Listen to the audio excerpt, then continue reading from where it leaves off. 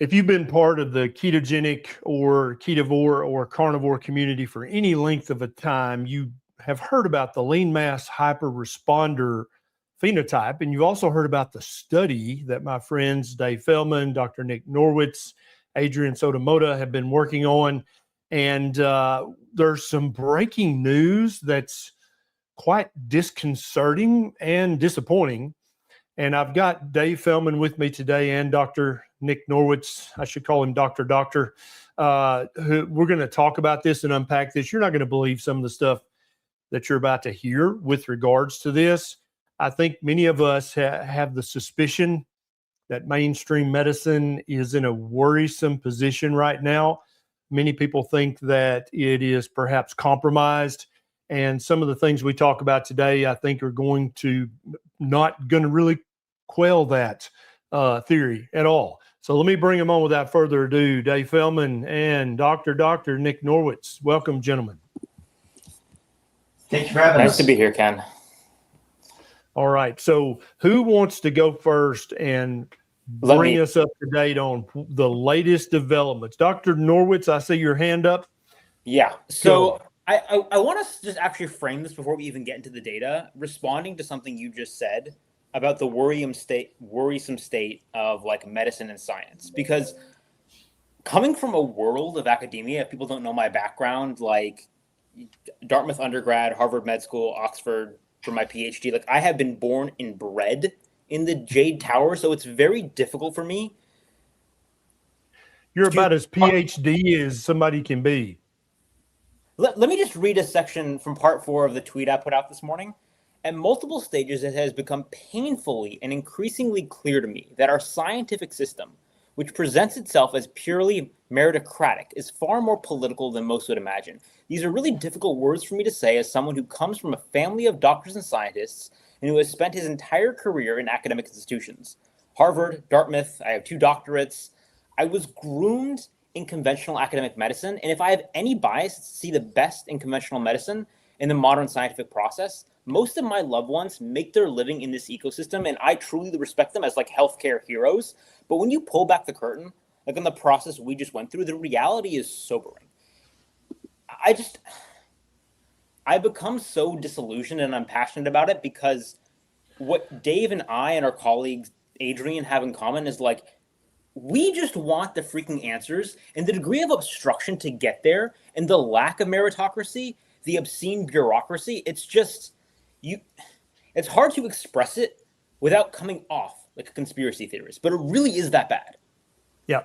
Now, let me just break this down because not everybody may be aware of this.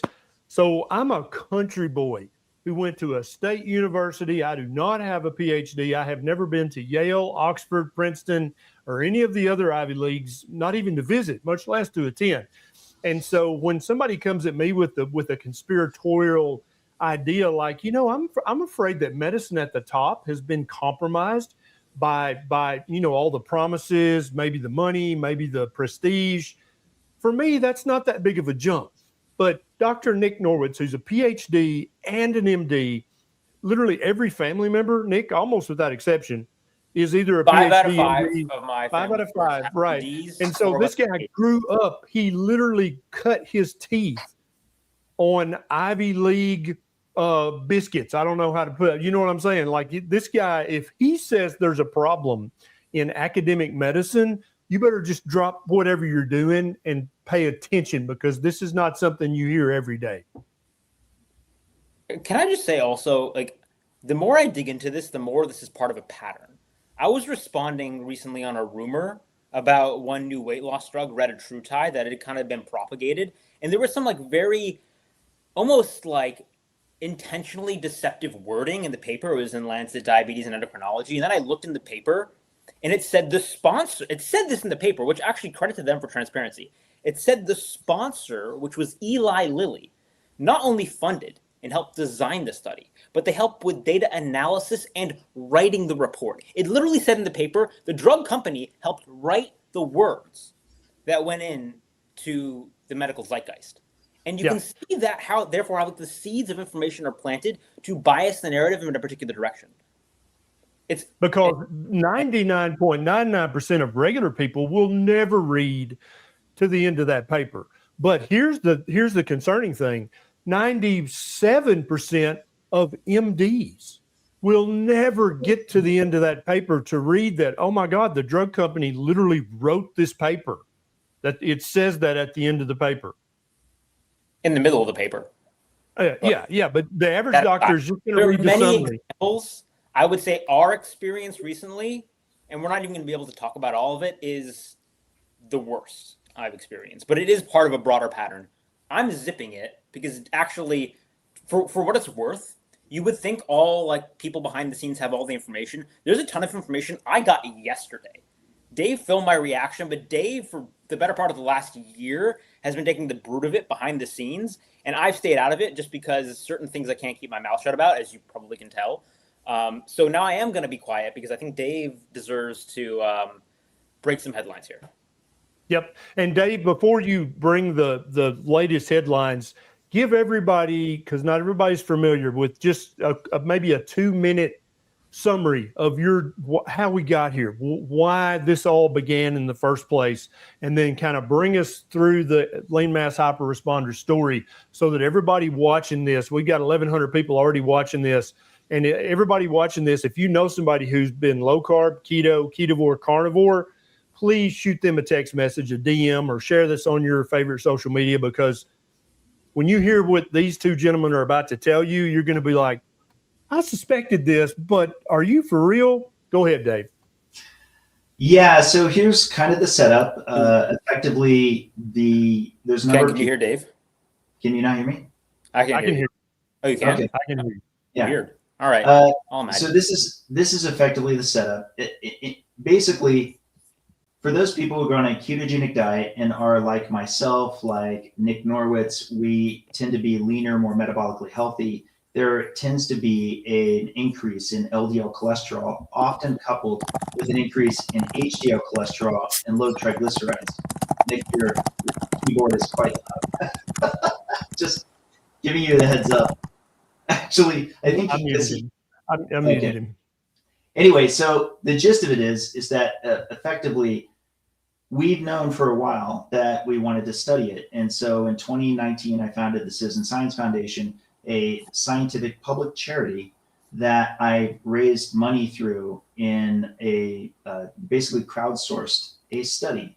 And that study recruited 100 participants who would then fly to UCLA and at the Lundquist Institute would get a high resolution heart scan known as a CT angiogram, or CTA. They would get it at say day 0. And then a year later, they would get a second scan, so that basically we would have 100 scans from these 100 participants that are baseline. And then there would be a follow-up set of 100 scans for every single participant. So it's a total of 200 scans, 2 for each participant. That's important because this is what's known as a longitudinal study, which is to say you get multiple time points, and in this case, 2 time points, so that we could track plaque presentation, what it shows up as in the baseline, and then also what its progression is by the follow-up to see what the differences were. Now, when this happened, it was great because after we had collected the baseline data, it was already looking pretty good with regard to what the baseline levels of plaque were for our participants. It was actually relatively low. And we started publishing even with the baseline data, and this includes a match analysis, which you could find at cholesterolcode.com/papers. The match analysis already was very interesting to us within the low carb community, but only eventually did we get the longitudinal data. And the longitudinal data also looked really good with regard to the first analysis that was done. This will be the first of 4, but that first analysis is called a semi-quantitative. It's usually kind of the horseshoes and hand grenades version, let's just say, but it was looking fairly good. And that's actually what we wrapped the movie with, is we were reporting on it at that time. Then we ended up getting a second analysis through an AI company called Clearly, and this was the first quantitative analysis. The quantitative analysis uses computer-based versions of analysis. I'm trying to speak for a lay audience. well, let's just say it can involve AI and it can involve various levels of analysis. That what it's trying to do is it's trying to do a higher resolution level of quantification of plaque. And the most important thing is that both of those analyses, now that we have two, they agreed broadly on two major findings. One is that baseline plaque, your plaque levels at your baseline, that was very predictive of your future plaque progression. The more plaque you had in your first baseline scan, the more likely you had more plaque in your follow-up scan. The second one was that there was no association between ApoB levels or LDL and future plaque progression. Both of those data sets agreed with each other on that. And so that ended up being the basis of the April 7th paper from last year. There was, however, one place where the two data sets weren't in as strong agreement as you would expect and that you would see in these other studies. And that's that the second one, the Clearly data set, did seem to have a higher magnitude of plaque relative to the first. And there also just was a greater ubiquity. There was one regressor that we had in the original data set, but only one. And by the final analysis, it actually turned out that that regressor wasn't a true regressor. There was a bit of a lab error as far as the accounting goes. And so in truth, there were no regressors. And by regressors, I mean where they have less plaque on the second scan, on the follow-up, than on the first. So I realize that's a bit of a setup, but it's an important one, because after the publication of that, after the April 7th paper, as everybody inside the team knows, I was particularly interested in seeing the raw anonymized data. And only at the point where we published the April 7th paper was it contractually required that Lundquist would then deliver to the Citizen Science Foundation, me, that data set. And then I went into a bit of analysis, and pretty quickly I started seeing patterns that you don't typically see in these other studies. And I started bringing this to the attention of Lundquist and Clearly. And at that point, as Nick knows, I had to go a bit quiet with the rest of the team, because at that point, the Citizen Science Foundation and Clearly and some of the major donors had to have a lot of closed door, let's say, virtual meetings, if you will. Here's the thing, Ken, that I'm just going to say right now, and I can kind of say it now that the video's been posted on it. I genuinely thought that was going to be a short amount of time. I thought that we would get to an understanding between all of us as to what the right way was forward for transparency of the data. And the biggest, most important thing was that we needed to have a fully blinded analysis through the Clearly platform. And because there were these patterns that were not easy to explain, I suspected that was possible. I don't know if this is the case. That was possible that it would be different if indeed there was a fully blinded analysis, since a fully blinded analysis would be what would be properly required for these longitudinal studies. They're supposed to be blinded. And you as one of the lead researchers would absolutely expect and want all of the data to be blinded, correct? Always. It's right. It's a scientific standard that should be expected. And it was only found later that there was something with the delivery of the data to Clearly, for which what they received were not fully blinded scans. And so in the metadata was the exposure of the dates, not saying that I know that this was acted upon or anything along those lines, just that it was not fully blinded. So we effectively said, behind the scenes, we said, could you just run a quality control check, run the scans again? We're not asking for any changes beyond the fact that it's just a blinded reanalysis. The blinded reanalysis, again, if the measurements are stable, should be pretty close to what the original set of data was. Correct. And short answer is that their answer was no, and that they, and I want to be fair to them, and I want to steel man their position. What they would say is it's an irregular request. And for all I knew, it was an irregular request, and then I'm taking them for what they're saying to me then. Can I interject? Yeah, go ahead. It is not an irregular request.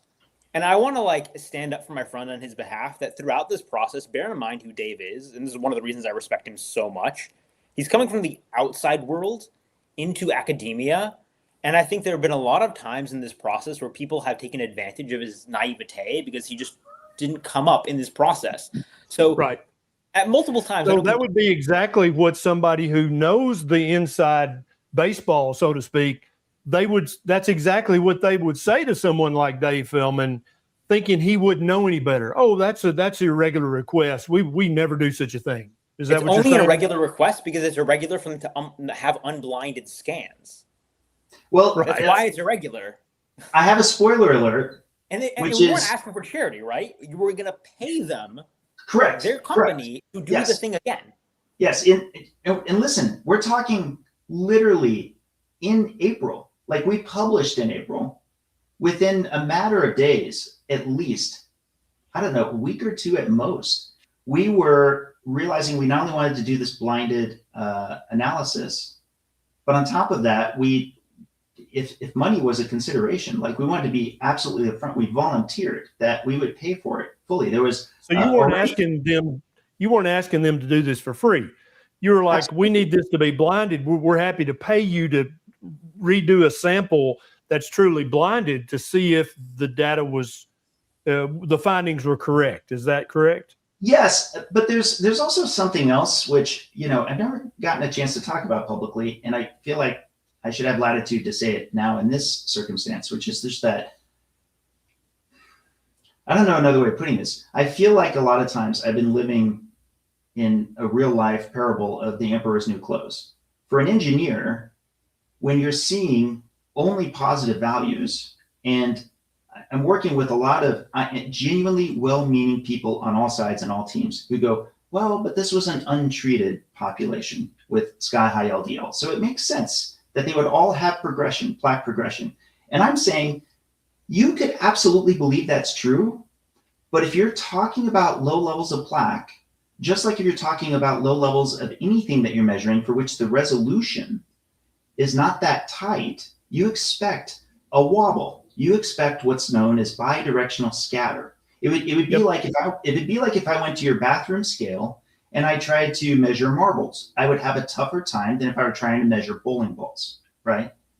Yep. And that's all that I was saying at the time. And I felt like it was just a communication problem to try to get across that, no, there should be some expectation, given how many of our participants have low levels of plaque, that it should have some amount at those lowest levels of bidirectional scatter, because that's below what we would call the noise floor. Yep. You expect and noise. That's when I first read the study, that's one of the things, because I have interacted with literally thousands upon thousands of people eating real keto, real carnivore, real ketovore, and I have seen plaque regression hundreds of times. And so when the results came out and there was only one person that had regression out of the 100, I was like, that's not what I'm seeing in reality. But I mean, this is a controlled blinded study, so that must be right. I think Nick's going to pop a spring if we don't let him jump in. Go, Nick.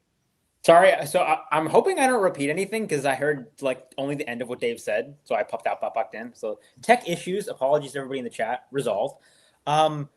Before we get on to like what happened next, I want to emphasize, because people are like confused about, hey, why didn't you check this before the paper came out? And the irony here is that because we are affiliated, Dave and I, with the study via the funding group, there were blocks in place to, ironically, protect the integrity of the process. Which is which makes perfect sense. Appropriate. Yes. Yes. Right. Sorry, I'm just going to make this abundantly clear, because people seem to not play this out in the counterfactual. What would it look like if an engineer who spearheaded this study said, wait a sec, I'm not sure if I agree with you guys. I'm not sure if I have as high a confidence as you do in this data set. And this is a talk I already gave at PHC last year, after the Clearly data came out and before the other data sets we're about to talk about.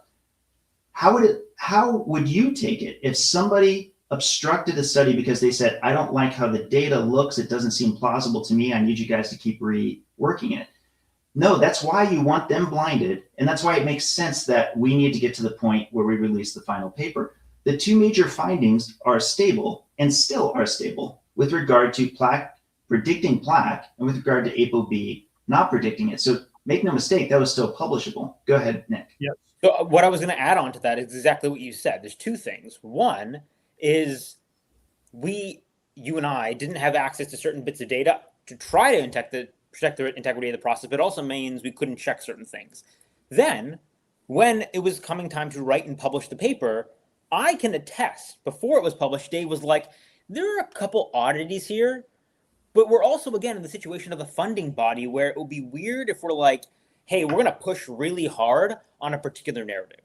So what we did on a first paper, and there were always going to be more, was emphasize what was the key novel finding, which was that LDL exposure and ApoB did not predict plaque progression. That is a huge and novel finding. And as Dave said, it has been consistent across every single analysis, even the original Clearly, plus HeartFlow, plus Q-Angio.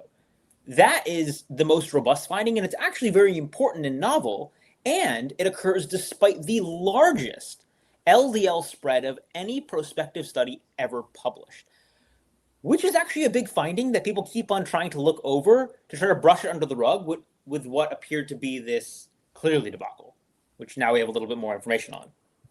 Yep. Now, everybody watching this, please take 1 second to hit the thumbs up or the heart. Make sure you're subscribed to this channel, and then tell me in the comments where you're watching from. We need as many people to hear this as possible, and I want to see where the YouTube algorithm is feeding this out. So tell me what city, state, country you're watching this from right now, while we continue to break down these. It's really astounding. And I think egregious is not too strong of a word. So this was supposed to be blinded, and it turns out it was not blinded. It was blinded to you guys, but it was not blinded to Clearly and then some others who may have been involved. Take us from there, Nick. What's the next step of your OMG, wait, what moment? Well, I'll pass it to Dave in terms of Okay. what happened next with the properly blinded analysis with HeartFlow and Q-Angio. Dave, you want to take us through that? Yeah, so getting back to the timeline real quick, once it became obvious that we likely were not going to get the fully blinded reanalysis with Clearly, we connected with the, it could be argued, the leader in AI CT angiography in the year. It's the most validated of all of the platforms, known as HeartFlow. And full disclosure, I hadn't been acquainted with HeartFlow before because I was only being acquainted with the technologies that all the teams were connecting me with. After we connected with HeartFlow, it was just to be pretty frank, it was a very different experience. They were extremely interested not only in our study, but I was already out of the gate saying, hey, I want to be sure that this is properly blinded. To which their response was like, that's actually exactly how we want it to be. And we worked out what is known in the field as operational blinding, which is to say, quite literally, the data they're getting, it's impossible for them to know what the order of the scans are. So HeartFlow was able to complete their analysis ahead of the fourth analysis and the third and final quantitative analysis, which was our pre-registered endpoint for the whole study, called METIS Q-Angio. Now, this was great because had we gone without going with HeartFlow, there would have been only one more analysis, and that was the pre-registered analysis with Q-Angio. I don't know about you guys, but I wouldn't have wanted there to be just two quantitative analyses at the end, and the last one would have been our pre-registered, even if it turned out to be at odds with Clearly, which we didn't know if it would be. If there were two analyses that were somewhat at odds with each other in this one way, being the semi-quantitative and Clearly, I wanted there to be at least two more. I wanted to see how much these agreed with each other. So here's the spoiler alert. The fully operationally blinded HeartFlow data came back, and it was all the patterns I was saying I was concerned about that I was seeing in Clearly. And I'm on record at the PHC doing a speech on this, laying this out. They showed up in HeartFlow. They were the patterns that I was expecting. Things that I couldn't have known had I not gotten a hold of the raw data, unless I just kept peppering, the statisticians or a team with it forever. Another example is, if you divide the whole group of people who progressed in plaque into thirds, those with the lowest baseline actually had the highest magnitude of percent change increase, right? So the lower your baseline plaque, the more percentage increase in plaque for your next scan would be, right?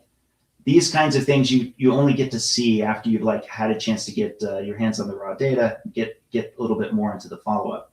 Anyway, HeartFlow gets done, and then we learned our lesson with regard to the rollout with April 7th. I once again had to turn to my good friend Nick, who's hyper transparent.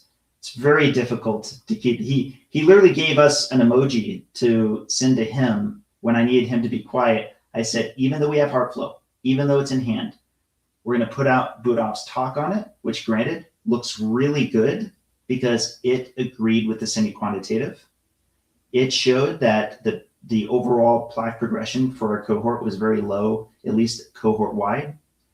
But we're going to wait until QAngio.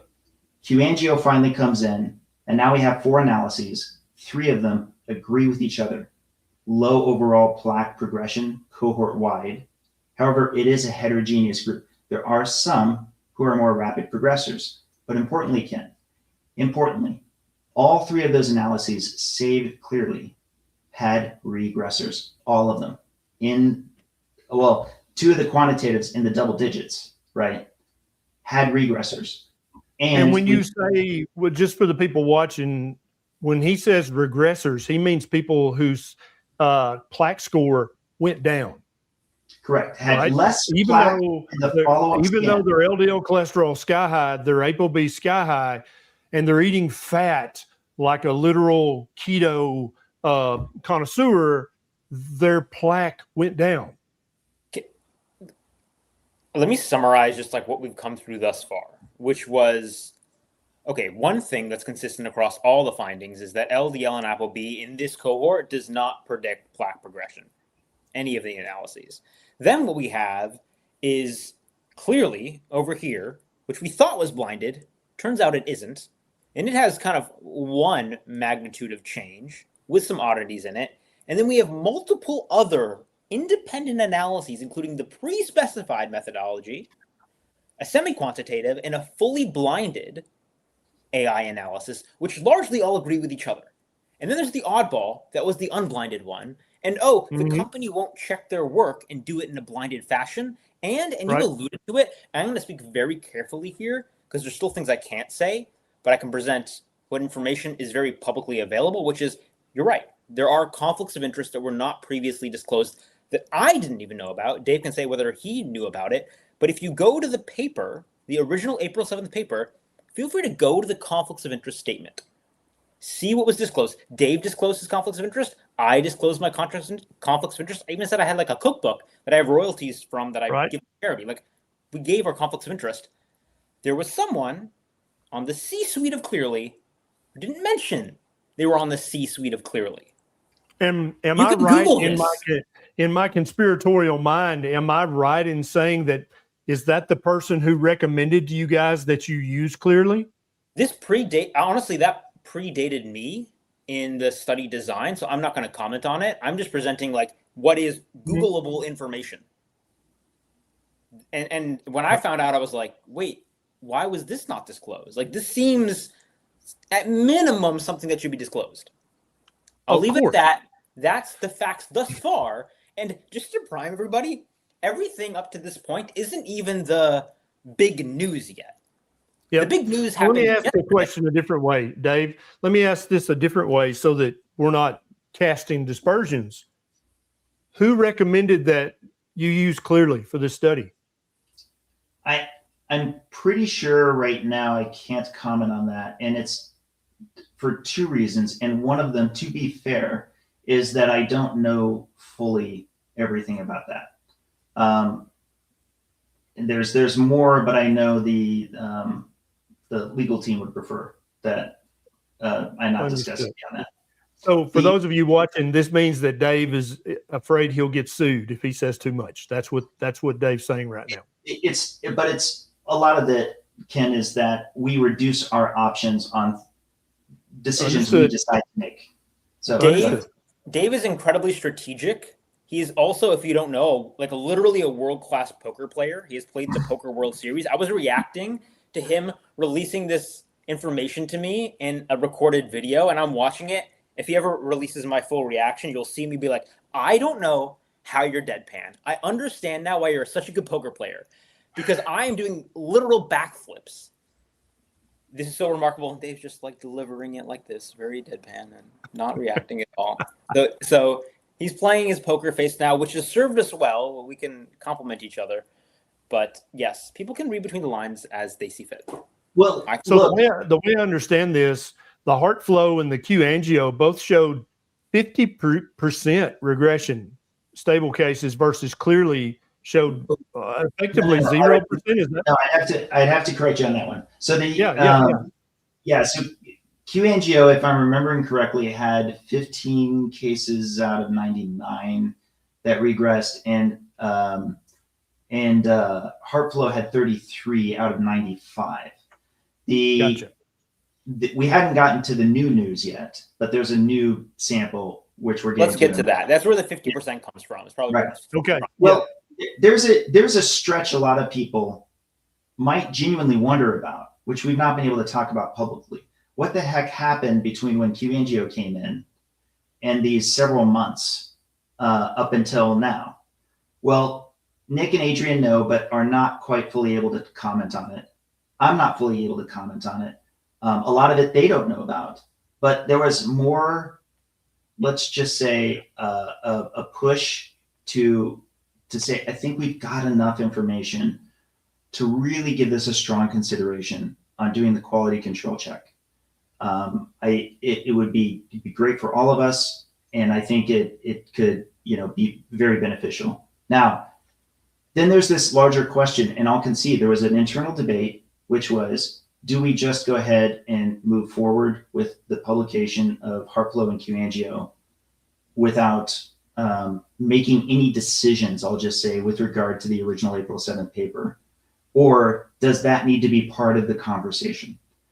And I think we made the best, most honest decision that it all needs to be part of the conversation. And that's really all I can say about that in the moment, as Nick knows why.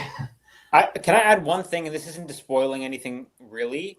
I just want to say Dave, Adrian, and I are in complete consensus about what we want to do. And that's all I'm going to say on that right now. Yeah. The hardest part, Ken, is I've worked so closely with these guys. And one of the most difficult things for me is to wear this hat as the president of the Citizen Science Foundation and have these official duties in order for me to accomplish the legal and formal machinations that I've had to leave everybody else outside the room with. 4 months. That's been super difficult.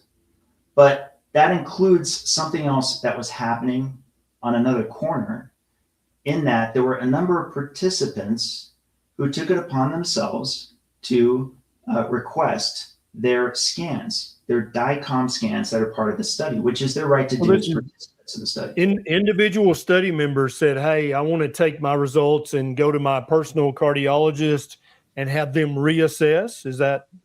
Yes, they were taking their scans to their cardiologist, and a number of them submitted them back to Clearly.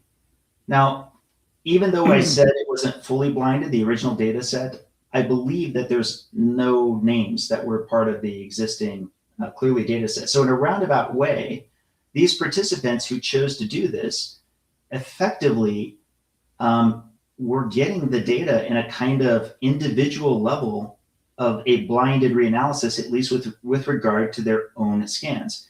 And then, because clearly did not know that they had previously analyzed that scan. It looked like it was a fresh scan coming in, correct? I can't say I know that for sure, but I would speculate that they were probably unaware of that. And so to that extent, if different data were coming back, we would be very interested in that. Presumably, it would be close. If it's going to the same platform, I I don't know for sure, and I don't know how much these algorithms change, but I would be, of course, quite surprised if it was, say, a delta beyond 5% or maybe even 10%, right? Right. Some change in it. In my mind, I'm thinking glucometer or something, right? That said, I would be very curious because it's a test retest, which is a thing in science, by the way, particularly with devices. So this has to be emphasized here, Ken. This is the same participants sending in their study scans. So same scans that they're sending in to Clearly, but it's through their cardiologist, which is appropriate since the cardiologist is able to provide that, right, on behalf of their patient. Right. And so, Nick, it looks like you're really wanting to say something. No. I'm waiting for it. So we are 35 minutes in, and you haven't even dropped the bomb yet. And I'm like, I've heard the news, and I'm anxious for you to get to it. Anyway, Continue your story. I'm just being incredibly impatient because it's been a year waiting for what Dave is about to say. Yes.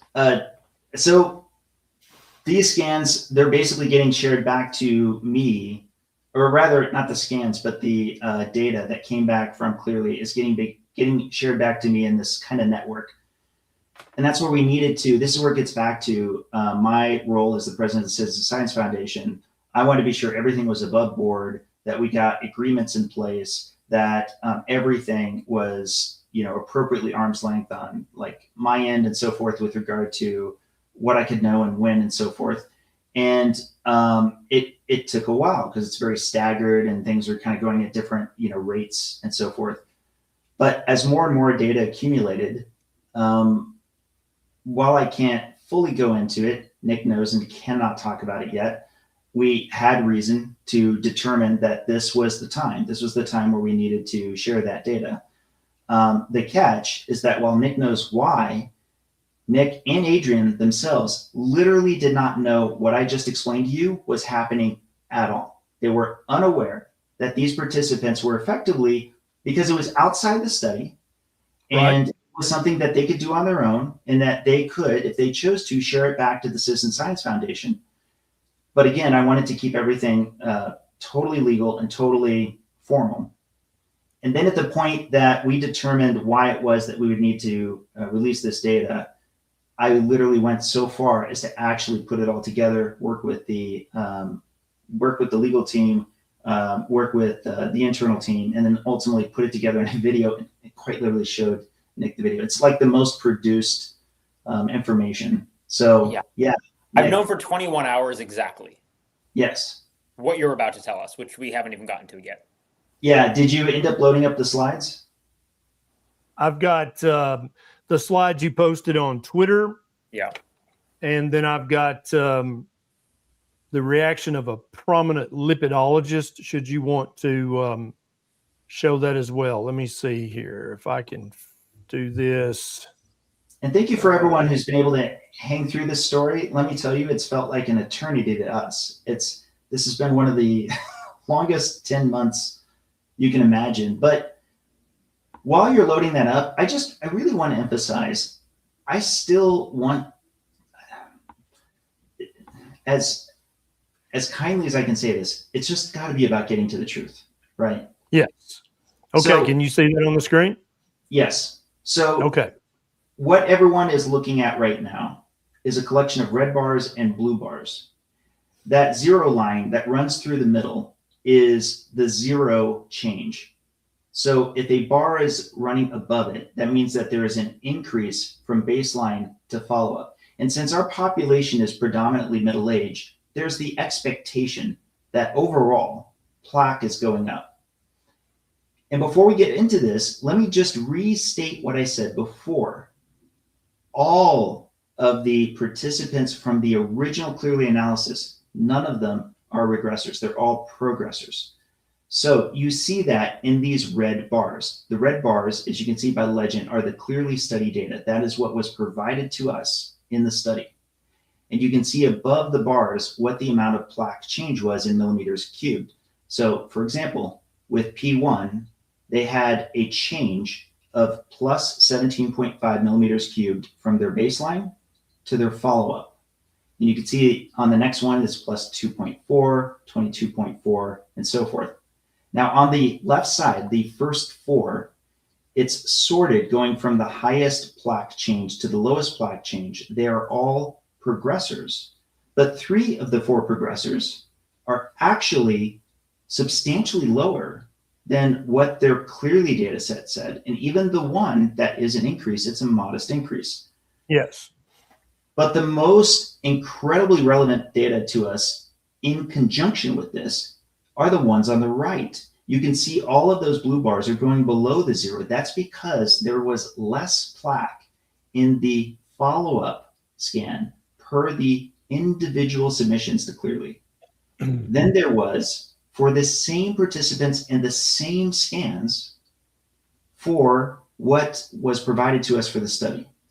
And so we quite literally have half progressors versus half regressors. Now, do you have the mean and medians? Yes, okay. So here's the median. So if you calculated the median, which is to say you look at the middle single bar, but in this case, it's the middle 2 bars, and so you average between the two. That's an increase of 20.6 millimeters cubed, or a 31% from baseline, which, by the way, if you're looking, for people who don't know, if you're looking at a population and you're looking at these longitudinal plaque studies, that is a fairly sizable increase. If you're looking at these 8 participants, to reemphasize, we're not looking at the whole study, just these 8 participants, this would be, worth consideration. However, these same scans, when going through individual submission, when you put them together for a median, it's plus 0.7 millimeters cubed, about a 2% increase from baseline, which would be quite low for a middle-aged population. And then you want to go to the mean average? Can I just say one thing in kind of apples to apples analysis, which is people were very fixated on the percent change originally, right? Percentage. And we were saying the whole time that the denominator matters. Well, apples to apples here, the error here, the delta, if we do 20.6 divided by 0.7, what is it, on the order of a 30-fold error? Yep. Almost 3,000%. Yep. If you want to, play that same game. So, like, the magnitude of difference here is astronomical. I mean, even if you go with a median of a 20, look at participant 8. They went from plus 32 to minus 48. That is 4 times the median change, which people were saying was gargantuan. So it's like taking a bowling ball that's 10 pounds, putting it on a scale, and then taking it off the scale and putting it back on the scale. The first time it says 10 pounds. The next time it says minus 30 pounds. Like, these aren't small differences. And just the three participants on the right, like, they completely call into question Clearly's even utility as an AI image analysis tool. If it said that the plaque progression was plus 32 and it was really minus 48, that has to call into question the entire tool, because even in any individual study, there should never be that much difference between what they said and what actually was. I want to interject because this is, I'm 100% going to steelman on behalf of Clearly in this case, that it's possible that there's just something that happened with the data set that came to us in the study, and that it's possible that actually their modality is fairly accurate. I would want to see test retests that are fully blinded. My concern, and again, I've got to be careful because I do want to emphasize, I don't know, as I say in the video, I don't know what happened. But the most charitable take that I think is worth emphasizing is that it could be that there was just something that happened with our original data set, which only furthers our case for wanting to do a blinded reanalysis, right? And that's what you asked for. You asked for a blinded reanalysis for at least a part of the participants, and you offered to pay for that and Clearly declined. And we still are, by the way. I don't know. I'd have to check with the donors. They may have changed their opinion on how confident they feel in the process itself. But part of why I want to say this is because my opinion on imaging hasn't shifted that much. And a lot of that, frankly, is thanks to HeartFlow. HeartFlow, let me just be sure I plug this in right now. HeartFlow has never once deferred to a blinded reanalysis. I asked that coming in the door. I said, if you give us data and it seems implausible against other existing studies that are out there, which is the piece we didn't get a chance to go into, but there's a lot of things about the existing Clearly data set that was provided to us by the study beyond what we've even talked about yet, like the power of zero. But if we got something like that, could you do a blinded reanalysis? Not because we think it'll change that much, but because it'll help confirm if it did. That's why you do test retests. You want to find out what that variability is. And I'm literally here saying, for all that we've gone through, that I believe it's possible that Clearly's analysis is not that inaccurate, and that there may in fact just be something with the data set itself. It's possible. Even with that Steelman, though, I need to point out that what is unequivocally true is that there is imprecision. We here have the same exact scans read twice and have a gargantuan discrepancy. Yep. So as far as the study is concerned, I do not think a reasonable human, and this isn't like this is just laying out the facts. I don't think a reasonable human could take the initial Clearly results and have any confidence in them. Because what we have is multiple analyses that agree with each other, disagree with Clearly. Clearly stands out as the unblinded analysis they refuse to repeat. So, and then when there is actually a subset that you can repeat via their own platform, their results don't even agree with themselves and agree with the other scans. That's highly suspicious, And the fact that they evidently now they hate money. They don't want to take your money to redo these in a truly blinded fashion. I'm sorry, guys, but the country boy in me is calling fish on this. That's very fishy. Maybe we should go to the next slide and get the means too. Okay. All right. So yes, this is the mean average. This is where, of course, you're adding all of the plaque together from both sets, rather the change in plaque together. And in this case, it actually even goes toward the negative, as in this study provided for these 8 participants a plus 20.9 millimeters cubed for 42% from baseline. But the mean average actually dips below. And to be fair, it could be P8 over there on the right side is more anomalous in just how far he or she regresses, such that it's pulling down the mean. But again, as with the median, both of them are close, at least with regard to being close to the zero. But the fact that these are the complete set of 8 participants that brought the data, and they were not selected. We were aware at the time that they were getting scanned, and we waited until it came back, but we said we're going to bring whatever that data is once it arrives. And this is the complete set. So at random, these 8 participants altogether on the plaque change, if you added all of their plaque from baseline to follow-up, there is a net lower plaque mean average. And that's actually quite astonishing. And I do need to emphasize this appropriately from a scientific standpoint.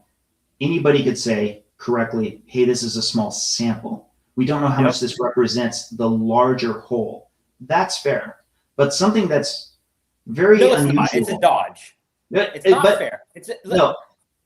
For the larger whole, Nick, right? For the larger whole, I absolutely push back, as I'm sure you would, for people who go, well, this is a random set of 8 people that you can't base any information on at all. That we've been seeing on Twitter, but there are 4 regressors in here, which is 4 more regressors randomly determined than there are in the entire data set that clearly provided to us. But why I say it's inappropriate and it's a dodge is because it's not actually addressing the question at hand, which is the reliability of the initial scan. So first of all, to have all 100 show basically no regression, then to have 8 at random show 50% regression, the probability on that happening at random is less than the probability of me punting a ping pong ball a full basketball court's length into a red Solo cup. I have more confidence in that occurring on my first try than I have in this occurring by chance. Second of all, and this is where I really get ticked off. As you can tell, I am ticked off because people are, it almost seems, willfully trying to shut down their brains and not engage with the argument at hand. I've had cardiologists today telling me, well, why would we rely on an N=8 that's not peer-reviewed? My response to this is, first of all, you don't need to peer-review CT scans. These are the AI reads. Second of all, we're not building a case on 8 random scans. We're building a case on 8 scans that are concurrent with 3 independent analyses that are concurrent with each other, that include blinded analyses, and that are not concurrent with the original Clearly scans, which were unblinded, that they refused to check and now disagree with their own data, which now agree with the other scans. So it's not 8 random scans. And that's the point. And what Nick brings up, I bring up in the video, which is that, and actually, you could go to the next slide. I think it's ready. It's the pie charts. So compositionally, proportionally, this is where it does become very relevant, which is on the left, you see the Clearly study analysis with regard to the proportion of progressors to no change to regressors. Well, of course, they're virtually all progressors, save 2, and 2 of them are no change. No regressors in the Clearly study analysis. Then you have the Clearly individual submissions, which granted is a small sample size, but you can compare the sample to the HeartFlow study analysis on the right, which is roughly close to around 50% progressors, and regressors and no change on the left side of the pie chart. The proportions are close to what we would expect, particularly for folks who have very low levels of plaque. Again, given how many of our participants did have low baseline plaque, I'm not surprised if it turns out that we have that bidirectional scatter, that we see a lot of noise. And Ken, I mean, that's, I would argue, a good problem to have. We didn't know until we were getting our participants just how many of them would actually be so low of plaque levels that these technologies have a difficult time. They're the marbles on the weight scale, right, in the bathroom. So then that can help inform us for our coming studies. But in the meantime, how much can we assess it versus risk today? Well, unfortunately, this has been a bit more of a distraction than I wish it were for us to get to the better answers. No, it's got to be so frustrating for you because none of this is your fault. But yet you guys, I mean, Twitter's going to come for you. And I'm already seeing calls that this paper should be retracted, which it probably should be, but it's not your fault. It's not the fault of anybody on this live right now that the paper should probably be retracted, because obviously when you look at the pie chart on the left and you look at the pie chart on the right, which is that's the HeartFlow study analysis, that was blinded. That was truly blinded. That's the results you get. That looks nothing like the pie chart on the left, where we've already intimated that there's perhaps some foolishness going on in the background with conflicts of interest and other stuff. What do you do with this? I'm just going to say, I'm going to quote myself from earlier in saying that for a long time, Dave, Adrian, and I have had a consensus on what we want to do. Hence the pay attention to the tense on what we want to do, yes, what we did, and apply some basic logic. Everybody listening, please. I can repeat what I said in the video, which is many will wonder if we've taken steps with regard to this information and that we are in contact with the journal. We'll have news on that soon. I think I'm literally quoting myself verbatim from the video. And this is where I'd love to say more, but can't. To be frank. Come on, Nick, do it. I promised Dave I wouldn't, and I do keep my promises. But I think everybody who's listening and genuinely trying to follow this story and the complexities can at least intuit what the next evolution is. I guess the positive way to spin it, if people are getting a positive rise out of this, is, yeah, I'm animated. Yes, I was dead honest in my post this morning, which I said, like, basically for the first time in a year, I can breathe on this. But also, there are other levels that will be coming. This is not, Dave often says, and I agree, the science isn't settled. It's still not settled. So Agreed. And Yeah, then and we the most have important thing. The most important Go thing ahead. is that we just get to the truth, right? Like it sounds a bit trite, but it really is ultimately the goal. And we felt a lot of frustrations. I'll just echo what Nick said. We felt a lot of frustrations, which feels to me like a lot of unnecessary process and bureaucracy. Yep, no, I getting in the totally way. agree. And so one of the preeminent lipidologists in the world had this to say about the lean mass hyperresponder studies. And I want everybody watching this, if you're not, obviously you're not a lipidologist or an MD or a PhD, this statement, this is not how science is supposed to work.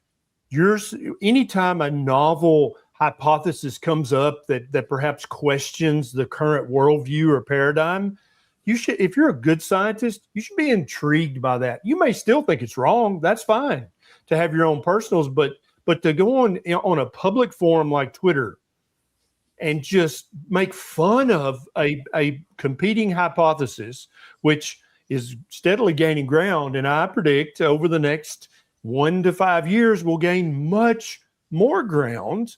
This kind of foolishness, this has no place in medicine or science, but yet everybody watching this, you know that since about 2020, we continue to see this sort of behavior come from science and medicine, and then to later find out, oh, well, actually, Dave and Nick were right all along.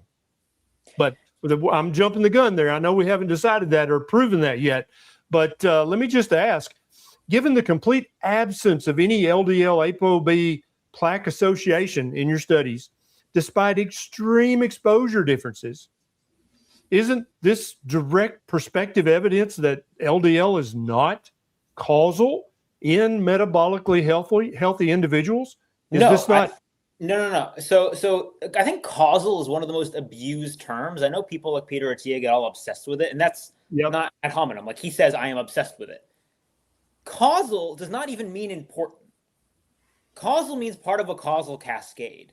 Yep. You know, for transmission of sexual disease as a biological male, my penis is causal, but I don't want to amputate it to avoid STDs. In fact, Peter himself, in his podcast with Dave from 2018, you can go back, uses the following analogy, that LDL cholesterol is like oxygen to fire. It's necessary, but not sufficient.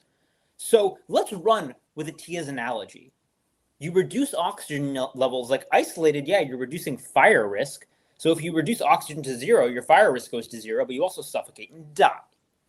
So the point here is causal.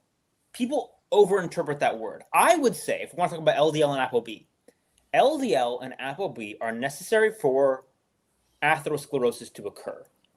That does not mean they're the most important. And critically, reduction of LDL and ApoB doesn't happen in a vacuum ever in the real world. So when you're doing an intervention to lower them, you have to say, okay, what is the actual risk reduction and what are the trade-offs there?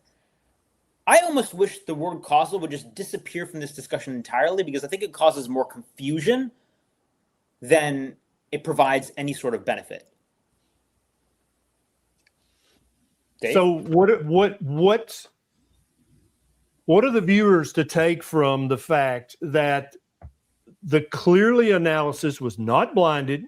There was perhaps some conflict of interest that I'm not privy to. I'm just guesstimating here. No, there were and conflicts. when that was okay. truly blinded and reanalyzed by the other company, showed distinctly, obviously different results. What's the average viewer to take from that? I think you just go ahead. I think that what we have is we have 4 data sets. At this point in time, we're one of the most robust analyses for the same 200 scans. I'm going to say what I've said in presentations and on podcasts, and I'll say it one more time here.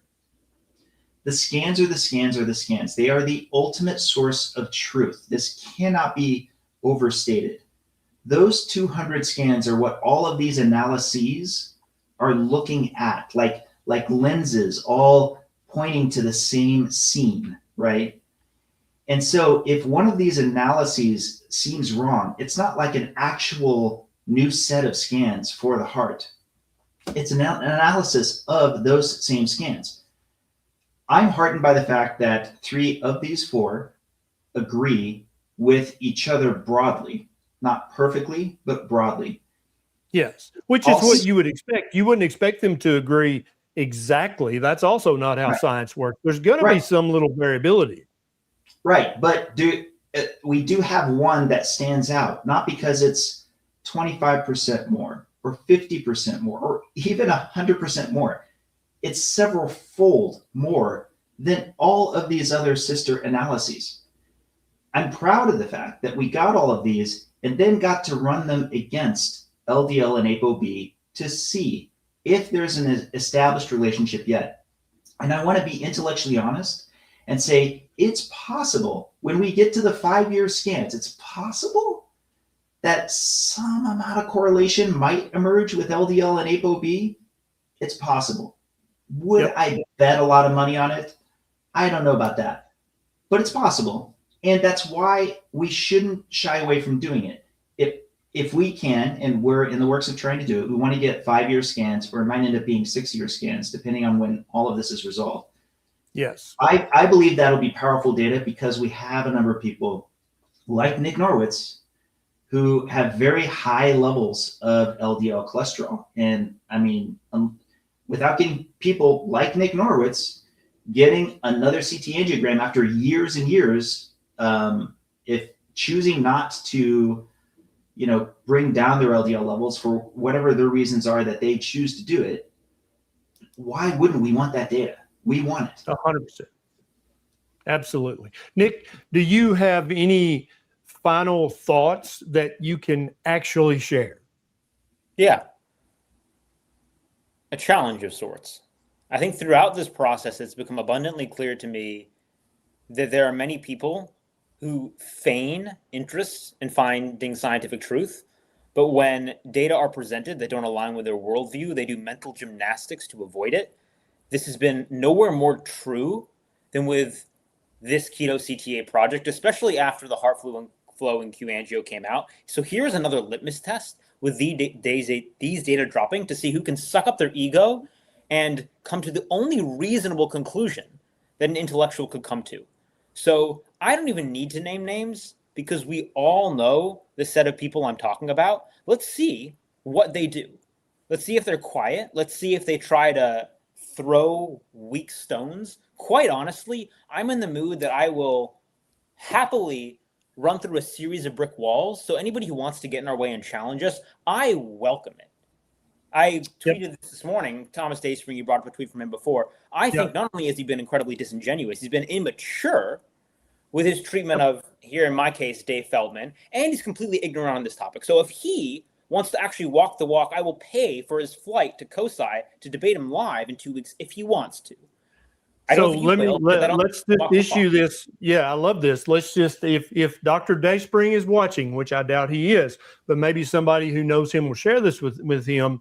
If he would like an all expenses paid trip, you'll pay for his airline, his hotel, and his meal. Rogers said he'd pay for his hotel. Like, this is just about, like, people are getting up on X behind their avatars and saying things that they can't defend. And they're resting on their laurels. I mean, I probably shouldn't say this, but I'm going to say it anyway. Dave has more papers than Tom in this decade on lipidology. Like, stop talking your ass off and show up and have an actual intellectual engagement rather than throwing ad hominem attacks when you don't understand the data. And you're not even willing to try. Yep. And I'll even sweeten the pot. I'll throw in $100 in chips at the casino of his choice if Dr. Dayspring will come to Vegas for COSI and debate Nick Norwitz on stage. There will be many MDs and PhDs and other paramedical people there. So I don't think you'll be too offended by the crowd, Dr. Dayspring. I think that you'll feel like you're probably in pretty good company. And then we would love to hear you and Dr. Norwitz discuss the lean mass hyperresponder, the CTA, and this entire. I think it'll turn out to be a huge fiasco. That's just my spidey sense detecting what you guys are unable to say. Dave, any final thoughts? I'll actually expand on that. So, of course, you guys are talking about COSI. All three of us awesomely are going to be here in Las Vegas. It's a charity fundraising event for this thing we're talking about, for the research, for the next study, which we've almost closed the funding on. But my expansion is we have had a lean mass hyperresponder panel every single COSI. And this will be the third and final COSI. If Dr. Dayspring can't make it, but there's another prominent lipidologist or cardiologist who, we could count on to have a cordial and productive conversation, I would love for them to come. And I think it'd be great to continue to have a wide spectrum of opinions. One thing that we really need to draw attention to, and I don't mean for this to sound antagonistic, because it really isn't. There are a lot of interests in saying things on social media and then exiting the room. And one thing I'm very proud of is Nick and I are very proactive about engagement. We'd love to have conversations, including with some of our strongest critics, again, provided that they are, provided it's worth our time and theirs, right? Provided it's productive and it's useful. We invite people regularly to have these conversations with us. We want to talk about the data. We want to talk about the challenges, right? Yep. I believe that's... As always, Dave, since the first time I met you back in 2017, repeat the statement. You're happy to be proven wrong. Yes. I think all three of us, we like it when we're proven wrong, because then we learn something new. But just making fun of people on Twitter or completely denigrating a novel hypothesis that's very compelling, that's not science. That's really, you should be embarrassed by that behavior. Dr. Dayspring's mom, I hope she's still alive. If she is, she should really cuff him behind the ears. This is ridiculous. Are you bringing up the mom example intentionally? Of course, yes. Guys, thanks so much. Thank you, Dave Feldman, for being so persistent and so stoic in your pursuit of this hypothesis. Dr. Norwitz, thank you so much for your self-composure today, because I know that there's so much more that you would like to say right now and that you will say in the future. And I would just tell everybody watching, watch this space. This is not going to be boring over the next few months and few years. This is going to be quite interesting and exciting, I predict. Thank you, gentlemen, so much. Follow Dave and Nick on Twitter or X. That's where they do most of their communications. And I'll put links to everything, including all of the studies that have been published so far from the lean mass hyperresponder hypothesis in the show notes, so you guys can check it out. And stay tuned. Watch this space. I predict this is going to be fun coming up over the next few months or few years. Thank you very much, gentlemen. Thank you for having us.